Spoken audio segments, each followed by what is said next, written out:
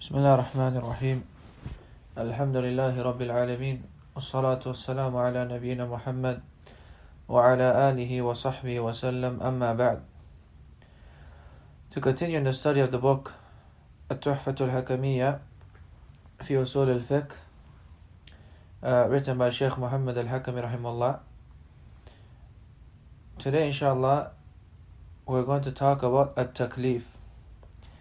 At-taklif in the language, it means to burden one with that which has hardship in it. To burden one with that which has hardship in it.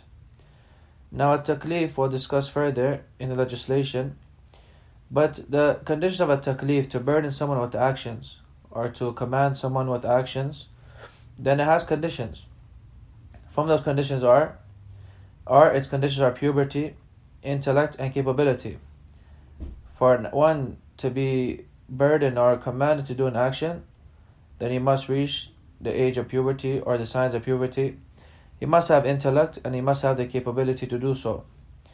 Now the kafir as well, he is burdened to do deeds as well, but it is not accepted from him except if he accepts Islam. Except if he accepts Islam. Now that which prevents from being burdened with doing acts or commanded with doing acts is not reaching puberty.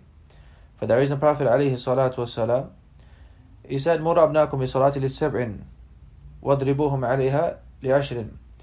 That command them to pray at the age of 7 and beat them upon it at the age of 10. This is not by way of obligation where they're obligated to pray, rather to prepare them for the prayer when it becomes obligatory upon them.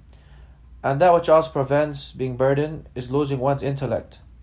And that which takes its ruling, such as being incapable or forgetfulness or sleep or due to a mistake or being forced. As for some of these rulings of when it is not a must or when he has not reached the age or the status of a taklif or to do the action, the author mentioning here such as a mistake, making a mistake, or having forgetfulness, or being forced. And it comes the hadith of the Prophet alayhi salatu wasalam, إِنَّ اللَّهَ تَجَاوَزَ عَنْ أُمَّتِي الْخَطَأَ وَالنِّسْيَانَ وَمَا اسْتُكْرِهُ عَلَيْهِ. That Allah has pardoned my nation due to the mistake and the forgetfulness or that which they are forced upon. Now one may ask, what are examples of this? So example of jahl, ignorance, Shaykh al-Uthaymi mentions that ignorance is not to have knowledge of something. So example, one does that which is prohibited by way of ignorance of its prohibition. It does not know that it is prohibited. There is no sin upon him, such as the one who speaks in the prayer not knowing that it is prohibited. And if he leaves off an obligation out of ignorance, then it is not a must, he makes it up if the time has passed. And the proof of that is the hadith of the Prophet ﷺ, which is well known as the hadith of Musi' Salatah, that the one who erred in his prayer, the Prophet ﷺ did not command him to make up all those prayers that he missed due to him not praying them correctly.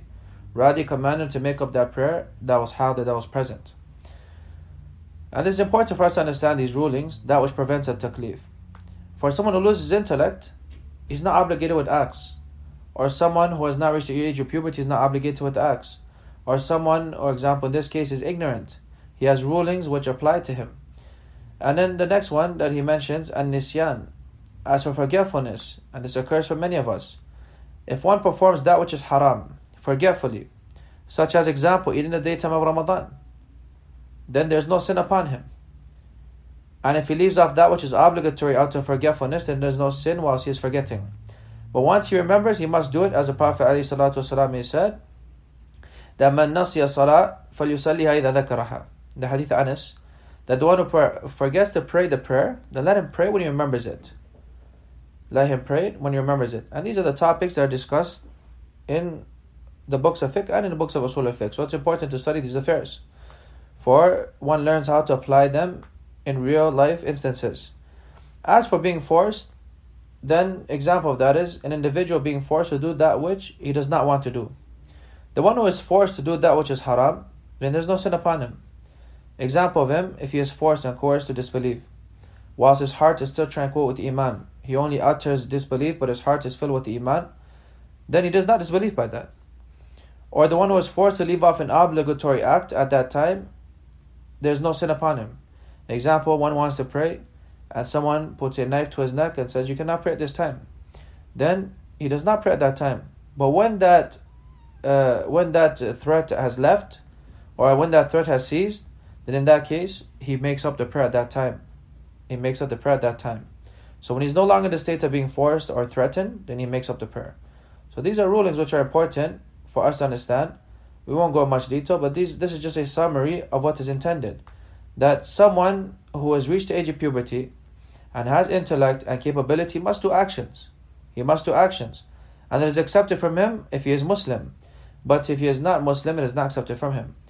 But there are certain cases where those actions, he is not, or he is prevented, or it's not a must for him to do those actions. He does not do those actions. Like such in the case of not reaching the age of puberty, it is not a must that he do them. Or if losing one's intellect, then he does not do them. He is not held accountable for that. As the Prophet ﷺ said, that the pen has been raised from three, and from them is one who al-majnun hatta yafiq, the one who has lost his intellect until he gains it. Was-saghir hatta yablugh, and the young one until he reaches the age of puberty. And then that which takes its ruling, such as being incapable. If one is incapable of doing an act, then it is a must that فَاتَّقُوا اللَّهَ مَسْتَطَعْتُمْ, fear Allah to the best of your capability. Or forgetfulness or sleep mistakes and being forced. Then the author rahimahullah mentions, or Shaykh al-Uthaymin mentions, that these these things that prevent the acts being done, these are in regards to the right of Allah. Because the rights of Allah subhanahu wa ta'ala are built upon forgiveness and mercy. Meaning Allah forgives if one is not able to perform these acts due to these things that prevent it. But as for the rights of the creation, then these things do not prevent one from being held liable. As for the rights of the creation, then these things do not prevent one from being held liable. Example, you broke something of someone's by mistake, and he wants you to pay him for it or return it, then though there's rulings that apply to that. So this is regarding the rights of Allah. As for the rights of the creation, then it does not prevent one from being held liable. Then he says the rulings. Al-Ahkam. Al-Ahkam is a plural of Al-Hukum, and it is to affirm a command for an affair or negate it from it. It has to do with that which is an intellectual ruling, a tangible ruling, a customary ruling, or a legislative ruling. And that which we are covering is a legislative ruling. Now the legislative ruling is that which has been necessitated by the book and the sunnah, or by the speech of the legislator, the book and the sunnah, relating to the actions of those burdened while carrying out those actions, either by way of request, or by choice, or by state. I will discuss this in detail, but it's a must that one tries to understand this point, that the legislative ruling is that which has been necessitated by khitab al-shara', meaning the speech of the legislator, the book and the sunnah, relating to the actions of those burdened with carrying out those actions, either by way of request, or by choice, or by state, al-wada'. Now there are two types, taklifi and al-wada'i. Today we'll only discuss at-taklifi. At-taklifi, as we learn, is burdening someone in the Arabic language, or in the language is to burden someone with that which has hardship in it. Here at-taklifi, al-hukum at-taklifi, the ruling which is at-taklifi, is that which has been necessitated by the speech of the legislator from request or choice, and there are 5 rulings. And many of us know these 5 rulings, but we do not know it, or we have not learned to define it as this, al-hukm al-taklifi. It is called al-hukm al-taklifi because it is seeked from the slave to do it. Not that it is burden upon him, but rather the legislation has seeked from him to do it.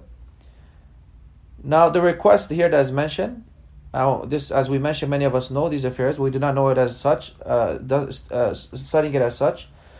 The request could be that which is requested, that it must be done, and that is wajib, or that it must be left off, and that is muharram, haram, or that is requested by way of not obligation, but by way of likening, and that is mustahab and mandub, or by way of that which is disliked, and that is makruh, or it could be by way of choice, and that is mubah. These are ahkam al-taklifi. The 5 ahkam al-taklifi, meaning wajib, mandub, muharram, makruh, and mubah. These are the 5 rulings of at-taklif, that which has been necessitated by the speech of the legislator from request or choice, and there are 5 rulings. So the rulings which occur to a slave fall into these 5 categories. Al-wajib, now we'll discuss them in detail. Wajib is that which the legislator has commanded by way of obligation, whereas the one who does it out of compliance, meaning fear from Allah subhanahu wa ta'ala, will be rewarded. So that which is wajib, it is that which Allah has commanded by way of obligation. You must do it. And the one who does it out of obedience and compliance to the command of Allah and fear of Allah, he'll be rewarded. And the one who leaves it off is deserving of being punished. He is deserving of being punished. So again, wajib. And this comes important because many times we hear this is wajib and that affair is wajib. And this, what does that mean? That means that Allah has obligated it, commanded it by way of obligation. You must do it. And that if you were to do it out of obedience to Allah and compliance to His command, then you'll be rewarded for the act. And if you're to leave it off, then you're deserving of being punished for it. Now this wajib is two types. That wajib could either be something which is an individual obligation. Everyone must perform it individually, in of themselves. Or it could be kifa'i, meaning a communal obligation. If some of the people establish it, it is dropped from the rest. And it is also called fard. So fard and wajib, they have the same meaning, according to majority of the scholars. According to majority of the scholars, fard and wajib have the same meaning. So if this is fard, it is also wajib. And if this is wajib, it is also fard. An example of this, or example of wajib or fard, is the 5 prayers. Is the 5 prayers that we pray during the day. At night, if one does it out of fear from Allah and obedience to Him and out of compliance to His commands, then he'll be rewarded. And the one who leaves it off, he is deserving of being punished. Example as well, fasting Ramadan. Fasting the daytime Ramadan is wajib. It's fard. And the one who does it out of obedience to Allah and following His command, then he'll be rewarded. And the one who leaves it off, then he is deserving of punishment. The second one is al-mandub.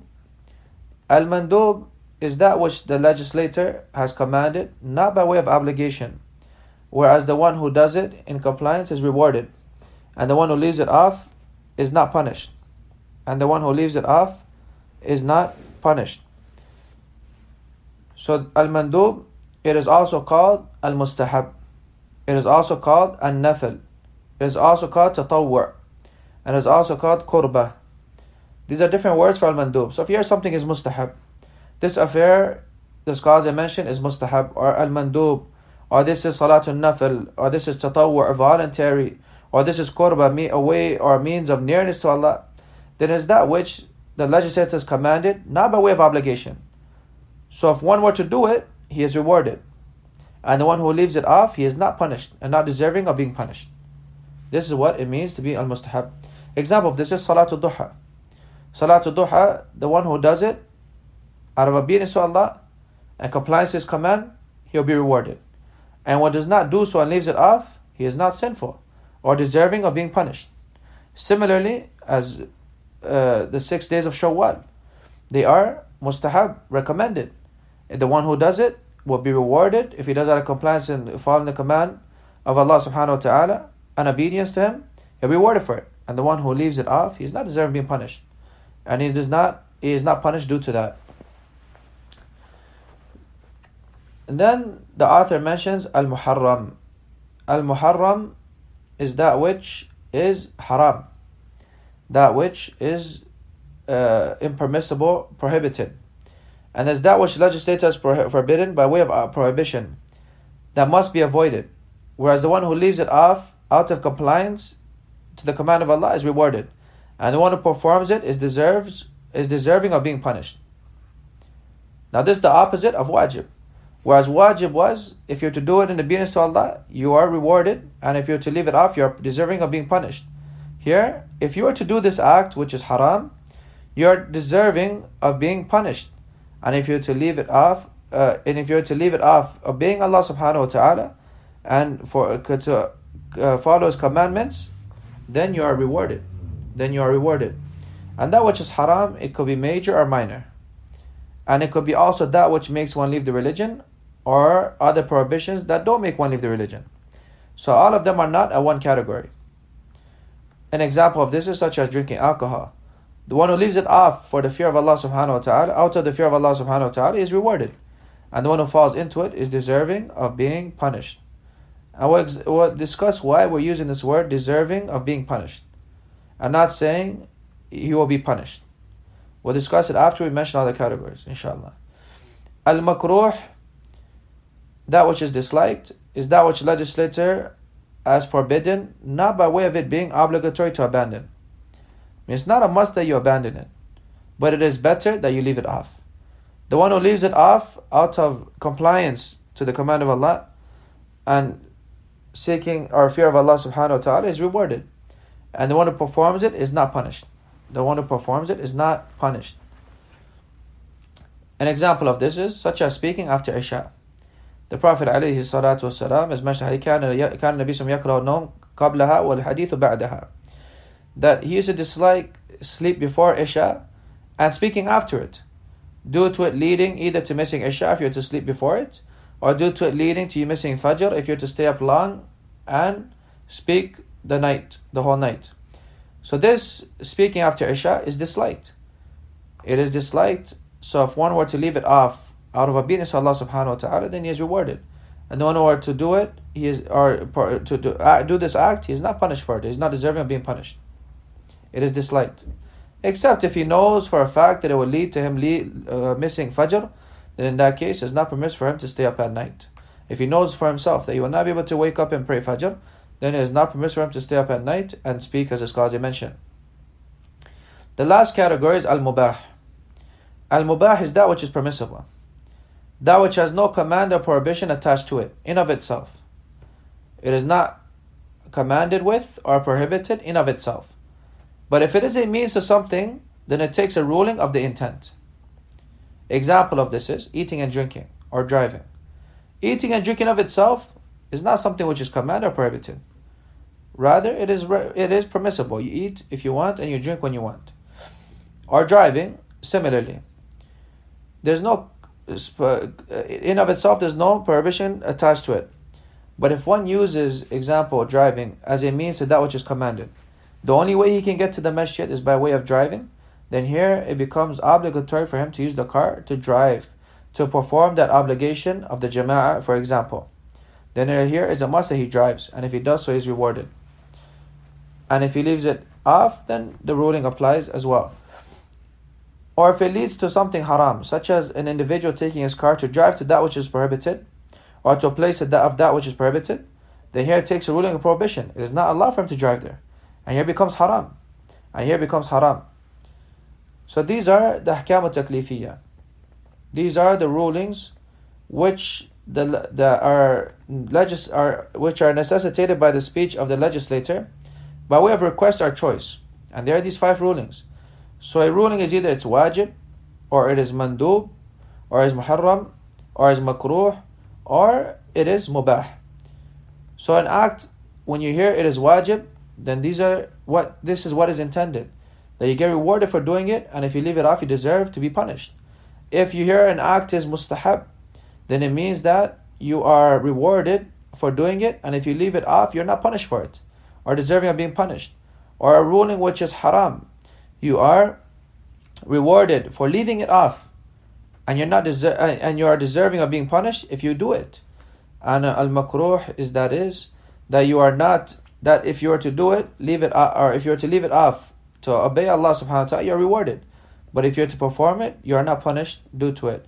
And al-mubah is that which has no command or prohibition attached to it in of itself, except if it is a means to something which is haram, then it is haram. And if it is a means to something which is wajib, it is wajib. And the following rulings apply as well. As for the statement that we mentioned, that we use the word deserving of punishment, then what this means is that this punishment can occur or it cannot occur. It is not a must that they get punished for doing these acts. It is not a must that they get punished. They're deserving of the punishment, but it's not a must that they will be punished. And this is important for us to understand, due to the wide mercy of Allah subhanahu wa ta'ala, that they're deserving of this punishment, but it does not mean that they'll be punished 100% for it. So with this, inshallah, we'll stop. As next week, inshallah, I'll take ahkam al-wad'iyya, or ahkam al-wad'i, and we'll continue with that next week, inshallah. But this is just important to understand that these are the 5 rulings which are known as ahkam al-taklifiyya. And the reason why they're called at-taklifiyya is because these deeds are seek from a slave to do. Meaning, if this is wajib, it is seek from you to do it. If this is haram, it is seek from you to not do it. If it is makruh, it is dislike for you to do it. If it's mubah or mustahab, it is recommended for you to do it. Or mubah, we discussed, it goes back to that it is not commanded or prohibited in of itself. That is why it's called ahkam or taklifiyah, that there is some kind of request and seeking from a slave to do these actions. For a taklif, as you mentioned, that it is burdening someone, in the Arabic language, is burdening someone to do that which has hardship in it. And then there are rulings that apply to when it is a must for you to do those actions. What are the conditions you must meet to perform those actions? And also, what are the preventatory affairs that prevent you from performing those actions? So inshallah, we'll stop with this and go to the next class now, inshallah.